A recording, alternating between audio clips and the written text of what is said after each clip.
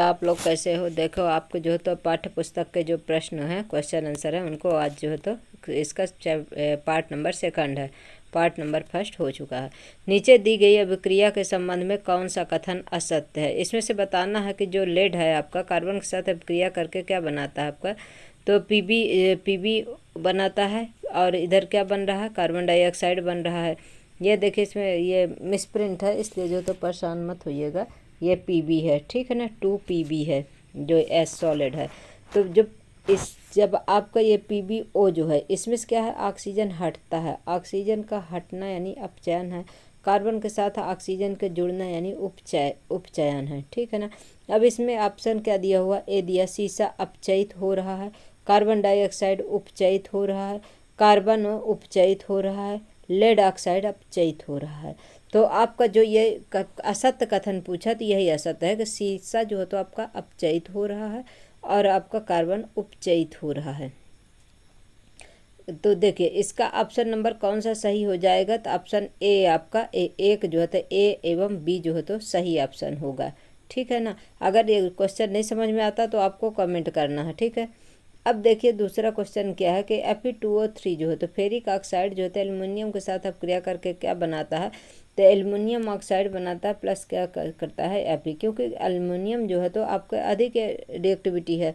Aluminium जब अधिक reactivity है तो क्या करेगा, आपका ऑक्सीजन के साथ अपक्रिया करके जो Fe को अलग कर देगा और ऑक्सीजन के साथ जुड़ जाएगा। इस प्रकार से जो होती है अपक्रिया कर लेगा। ऊपर दी गई अपक्रिया किस प्रकार की अपक्रिया है, तो देखिए ये इस क्या है, विस्थापन अपक्रिया, क्योंकि आयरन को क्या कर रहा है, विस्थापित कर दे रहा, और एल्युमिनियम जो है तो ऑक्सीजन के साथ जुड़ जा रहा है, ठीक है ना। तो इसका जो है तो ऑप्शन नंबर डी सही होगा, विस्थापन अभिक्रिया, ठीक है बेटा। जो अगर क्वेश्चन नहीं समझ में आते हैं तो आपको कमेंट करना है, और क्लास अच्छी लगती है तो आप लोग को लाइक शेयर सब्सक्राइब करना है, ठीक है। अब क्वेश्चन नंबर 3 देखिए कि लौह चूर्ण पर तन हाइड्रोक्लोरिक अम्ल डालने से क्या होता है। सही उत्तर पर निशान लगाइए। लौह चूर्ण है, मान लीजिए आपके पास Fe है, तन हाइड्रोक्लोरिक यानी HCl है। अब HCl के साथ जब अपक्रिया कराएंगे तो क्या बनेगा आपका, तो क्या होगा, हाइड्रोजन गैस एवं आयरन क्लोराइड बनेगा, क्योंकि आयरन जो है तो क्लोरीन के साथ जुड़ के क्या बना लेगा, आयरन क्लोराइड बना लेगा, और हाइड्रोजन गैस क्या हो जाएगी, बाहर निकल जाएगी। और जो है तो इस प्रकार से ये अभिक्रिया जो है तो आपको किस प्रकार की अभिक्रिया हो जाएगी, एक प्रकार से रेडॉक्स अभिक्रिया हो जाती है।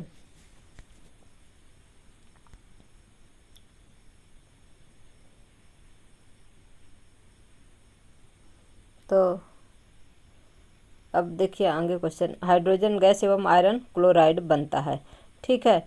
और ये क्या है, क्वेश्चन नंबर 4 में देखिएगा, संतुलित रासायनिक समीकरण क्या है। रासायनिक समीकरण को संतुलित करना क्यों आवश्यक है, तो जब किसी रासायनिक समीकरण में विभिन्न तत्वों के परमाणुओं की संख्या बाईं ओर यानी LHS तथा दाईं ओर RHS में बराबर होती हैं तो उसे क्या कहते हैं, संतुलित रासायनिक समीकरण कहते हैं।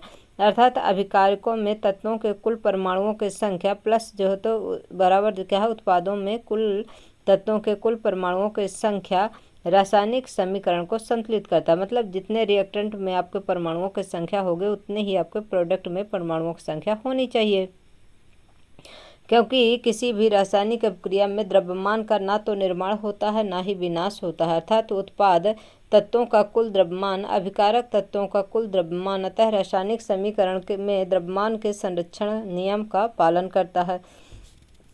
इसमें क्या होता है, द्रव्यमान संरक्षण का नियम का पालन करता है, इसीलिए जो है तो दोनों तरफ क्या है, बराबर होना चाहिए परमाणुओं की संख्या।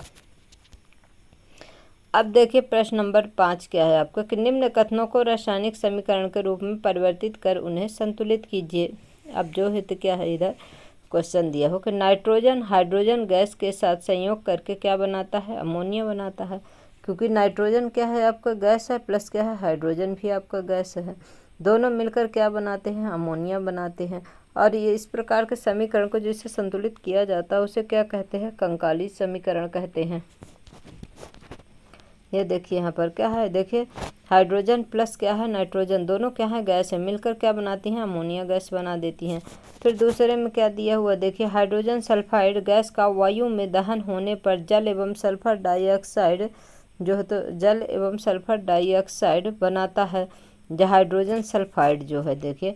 H2S जो है तो H2S किसके साथ अब क्रिया करता है, आपका वायु के साथ। वायु क्या है, ऑक्सीजन। O2 के साथ अब क्रिया करके क्या बनाता है, H2O जल बनाता है, प्लस क्या बनाता है, सल्फर डाइऑक्साइड SO2 बनाता है। ये क्या है, गैस है। जल क्या है आपका, लिक्विड है। और आपका O2 क्या है, गैस है। और H2S क्या है, गैस है। अब देखिए इन्हें जैसे संतुलित करना। अगर आपको ये चीज़ें नहीं समझ में आती बेटा तो आपको कमेंट करना है। बाकी मैं चैप्टर में इसे इतना अच्छे से बताई हूँ कि आप एक बार पढ़ेंगे, चैप्टर पहले पढ़िए, उसके बाद आप लोग क्वेश्चन आंसर करिए, सब समझ में आ जाएगा। अपने को देखना, देखिए जैसे रिएक्टेंट है अपने में, हाइड्रोजन कितने दिए हुए हैं, सल्फर कितना दिया हुआ, ऑक्सीजन कितना दिया हुआ, पहले आप लिख लीजिए लेफ्ट हैंड साइड, फिर राइट हैंड साइड, फिर जिसमें जिस चीज़ की कमी हो उसे उसमें लगा देना।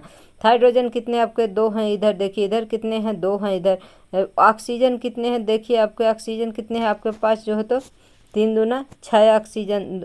इधर कितने हैं आपके, 1, और इधर 2, 2 2 दूनी 4 हो जाए, क्योंकि SO2 है ना, वो इधर 2 है, यहाँ 2 लगा हुआ है, तो क्या हो जाएगा, इधर 4 और इधर जो है तो 5 है। तो इधर कितने ऑक्सीजन चाहिए आपको जो है तो 3 2 तिहाई 6 ऑक्सीजन है। और इधर कितना है, 2 दूनी 4, 4 2 6 हो गया। इस प्रकार से इसे क्या है, संतुलित करना है। अगर कोई क्वेश्चन नहीं समझ में आता तो बार बार बोलती हूँ बेटा आपको कमेंट करना है। फिर क्या है, देखिए सी क्या है, एल्युमिनियम सल्फेट के साथ अपक्रिया कर बेरियम क्लोराइड, एल्युमिनियम क्लोराइड एवं बेरियम सल्फेट का अवक्षेप देता है। ये तीसरा में देखिए क्या है, बेरियम क्लोराइड जो है तो एल्युमिनियम सल्फेट के साथ अपक्रिया करके क्या बनाता है, एल्युमिनियम क्लोराइड का जो है तो अवक्षेप बनाता है, जो किस प्रकार का होता है आपका, सफ़ेद अवक्षेप होता है और बेरियम सल्फेट बनाता है। और ये किस प्रकार के रिएक्शन अगर पूछे तो डबल डिस्प्लेसमेंट रिएक्शन है। फिर आपका क्या है, इधर जो है तो लास्ट क्वेश्चन, ये क्या, पोटेशियम धातु जल के साथ अपक्रिया करके पोटेशियम हाइड्रोक्साइड एवं हाइड्रोजन गैस देती है।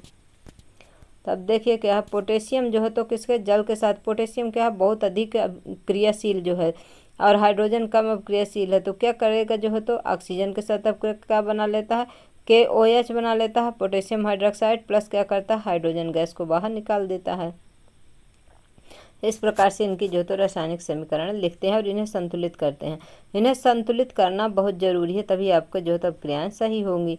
अब देखिए क्वेश्चन नंबर 6 में आपका क्या दिया हुआ है कि निम्न रासायनिक समीकरण को संतुलित कीजिए। फिर से समीकरण दे दिया है और आपको क्या करना है, संतुलित करना है।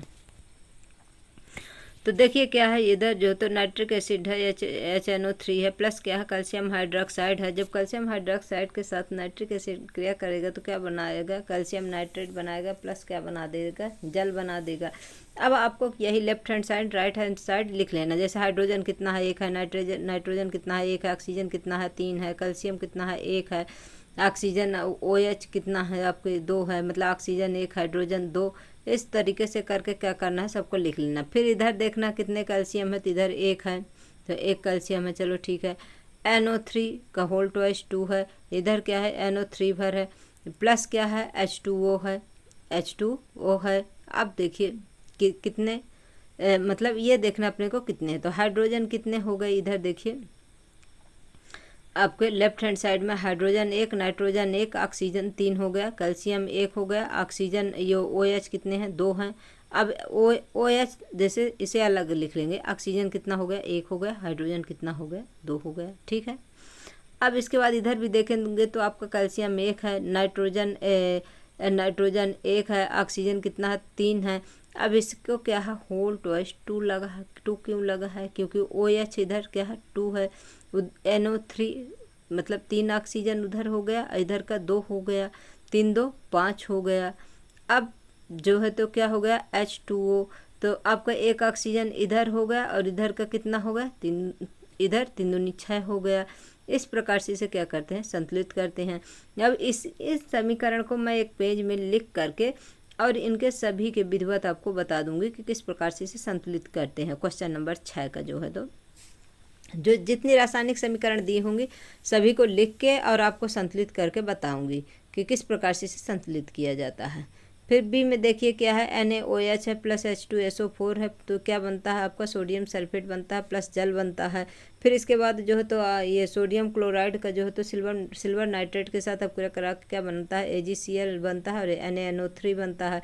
फिर बेरियम क्लोराइड के साथ जो है तो अपक्रिया कराते हैं हाइड्रोजन सल्फेट का, तो क्या बनता है, बेरियम सल्फेट बनता है प्लस हाइड्रोजन क्लोराइड बनता है। अब देखिए इसे जो संतुलित किस प्रकार से करते हैं, इसमें जो है तो इसका आंसर दिया हुआ है।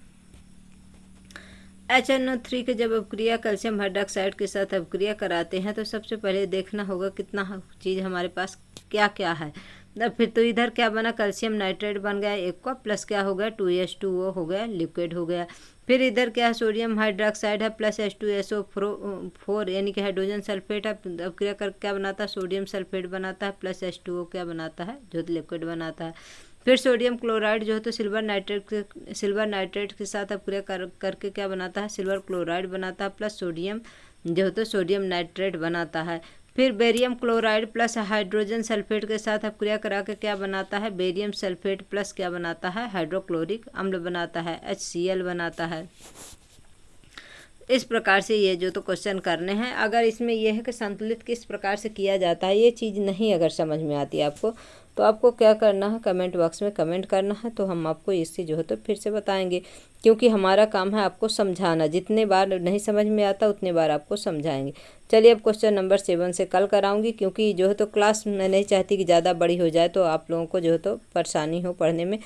थोड़ा थोड़ा पढ़िए, अच्छे से पढ़िए, जिससे आपको जो है तो दिमाग में बैठे। तो चलिए बेटा आज के लिए इतना ही। इसका जो है तो अब नेक्स्ट पार्ट में क्वेश्चन आंसर जो है तो करूँगी, और जो क्वेश्चन नहीं समझ में आएगा कि कौन सा नहीं बन रहा तो आपको कमेंट करना है। आप हमें कमेंट करिएगा, बताइए कि पूरा समझाना है, कौन सा क्वेश्चन नहीं समझ में आता, कौन सा संतुलित करने नहीं बन रहा है ये। चलिए तो आज के लिए इतना ही बेटा। आप लोगों को क्लास अच्छी लगे तो आप लोग हमारे क्लास को लाइक करिए, शेयर करिए, सब्सक्राइब करिए। Thanks for watching.